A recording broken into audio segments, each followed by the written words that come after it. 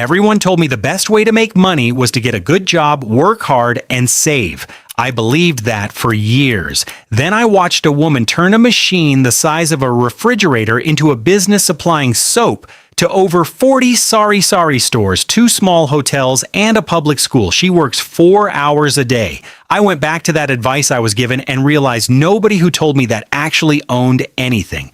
So today we are talking about the soap making machine, what it costs, how much you can realistically make, and why this is one of the most overlooked opportunities sitting right in front of us. Soap is not optional. It is not seasonal. People do not stop buying it when the economy gets hard. They run out, they buy more, and they do that every single month for their entire life. That is the kind of product you want to build a business around. Not something trendy, not something people need convincing to want, something they already need before you even open your mouth. A basic soap making machine starts at around 20,000 to 40,000 pesos for small-scale production.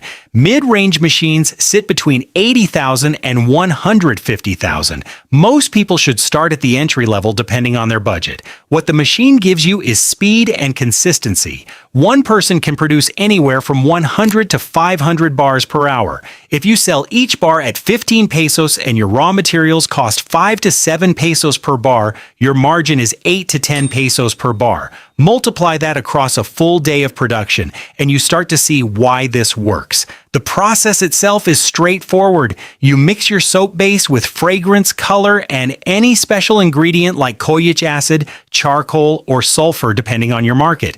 You feed the mixture into the machine. It shapes it into a continuous log. You cut it into bars, let them firm up for a few hours, then package and label them. One person can run this entire operation. Now, where do you sell it? Your first market is right in your neighborhood. Approach Sari Sari stores, small groceries, and wet market stalls. Supply them at a price that works for both of you. Expand that to 10, 20, 50 stores, and your income becomes consistent and predictable.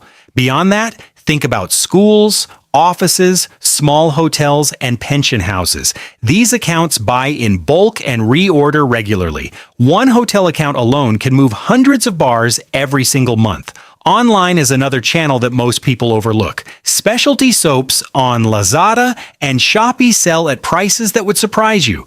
Kojic soap, papaya soap, herbal soap with moringa or turmeric. You can produce a specialty bar for 6 pesos in materials and sell it for 45 to 60 pesos online.